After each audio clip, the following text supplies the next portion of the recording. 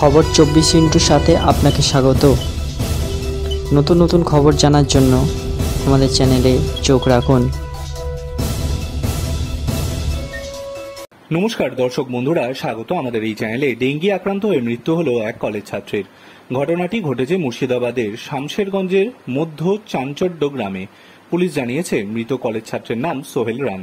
পরিবারের তরফ থেকে জানা যাচ্ছে জ্বরের উপসর্গ নিয়ে হাসপাতালে ভর্তি হন সোহেল।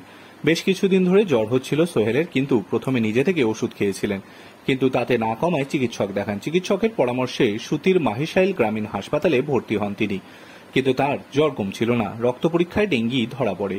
দুদিন পর থেকে শারীরিক অবস্থার অবনতি হতে থাকে। শরীরের অঙ্গ প্রত্যঙ্গ কাজ করা বন্ধ করে দেয়, প্লেটলেট নেমে যেতে থাকে।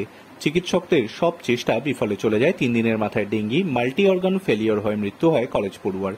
পরিবারের দাবি, মঙ্গলবার দুপুরের দিকে শরীরের উন্নতি হলেও তারপরেই আবার শরীর অবনতি হওয়ায় তাকে জঙ্গিপুর হাসপাতালে স্থানান্তরিত করা হয়, কিন্তু অবস্থা আশঙ্কাজনক হওয়ায় তাকে উমরপুর তালাই মোড় সংলগ্ন বেসরকারি নার্সিংহোমে আইসিইউতে ভর্তি করা হয়। সোহেল ঔরঙ্গাবাদ ডিএন কলেজের প্রথম বর্ষে পড়াশোনা করতেন। মঙ্গলবার রাতে জঙ্গিপুরের একটি বেসরকারি নার্সিংহোমে চিকিৎসাধীন অবস্থায় মৃত্যু হয় তার। সোহেলের মায়ের কথায়, ওর জ্বর হচ্ছিল, প্রথমে আমি ওকে ওষুধ খেতে বলি, কিন্তু তারপর যখন জ্বর কমছিল না ডাক্তারও দেখাতে বলি, ও বলে 2 দিনেই কমে যাবে। নিজেই ওষুধ খাচ্ছিল, কিন্তু তারপর একেবারে শুয়ে পড়ে খাটে। বলতে বলতেই বাক্যহারা হলেন তিনি। ওই এলাকায় আরো 6 জন ডেঙ্গি আক্রান্ত হয়েছেন বলে স্বাস্থ্য দপ্তর সূত্রে খবর।